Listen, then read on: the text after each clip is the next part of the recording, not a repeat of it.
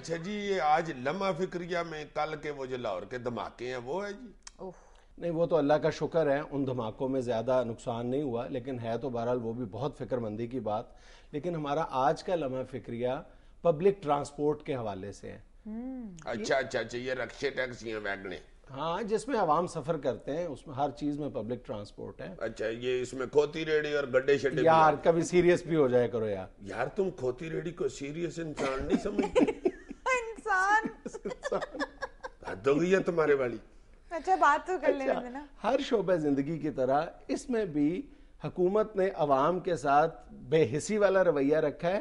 نہ صرف یہ کہ بے حسی والا رویہ رکھا ہے، بلکہ بہت باریک کھیل کھیلا ہے عوام کے ساتھ. کیا مطلب جی؟ جس طرح ہر شعبے سے حکومت نے فنڈنگ اپنی کم کرنا شروع کر دی ہے، اس شعبے کو تو بالکل ہی یکسر فراموش کر کے ساری فنڈنگ ختم کر دی ہے. نہ کراچی میں، نہ لاہور میں، نہ پشاور میں اس وقت حکومت پبلک ٹرانسپورٹ پہ ایک پائی خرچ نہیں کر رہی، اور عوام کو گہری نیند سلا دیا گیا ہے. اب ہمیں یاد بھی نہیں رہا کہ کبھی حکومت اس شعبے پر بھاری رقم خرچ کیا کرتی تھی.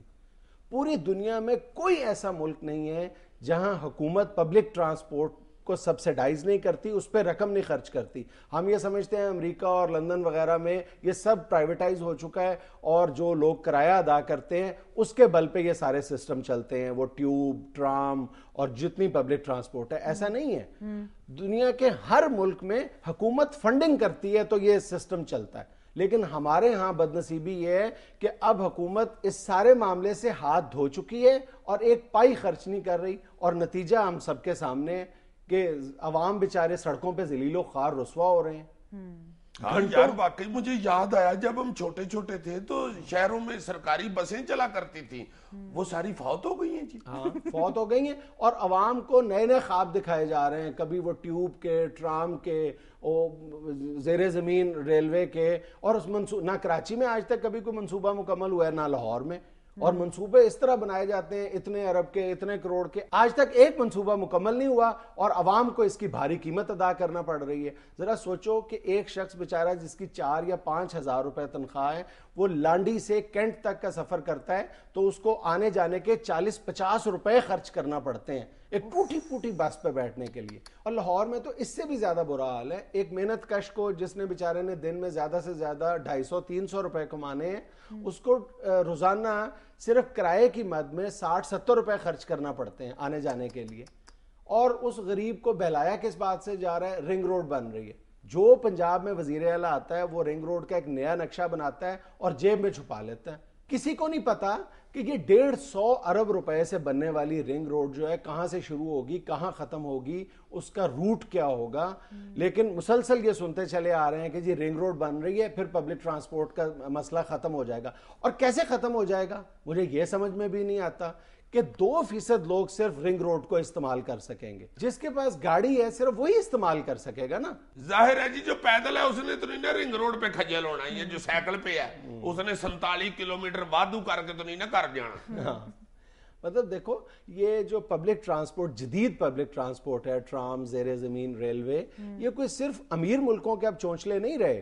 ہمسایہ ملک ہمارا ایران ہے، اس میں اصفہان اور مشہد، وہاں کی آبادی لاہور اور کراچی کی نسبت میرا خیال ہے 10 گنا کم ہوگی، لیکن وہاں پر دونوں شہروں میں بہت خوبصورت انہوں نے زیر زمین ریلوے سسٹم مکمل کر لیے اپنے. اور بدقسمتی دیکھو ہماری جو ہم ان دونوں شہروں کے سسٹر سٹی ہیں لاہور، وہاں پہ جو پبلک ٹرانسپورٹ کا نظام ہے وہ تمہارے سامنے ہے. ایک تحقیق کے مطابق ایک شخص جو بیچارہ وین میں بیٹھا ہوا ہے اور ٹرک کے پیچھے وہ وین چل رہی ہے یا وہ بائک پہ سفر کر رہا ہے، اس کو 60 ڈگری سینٹی گریڈ ٹیمپریچر کا سامنا کرنا پڑتا ہے.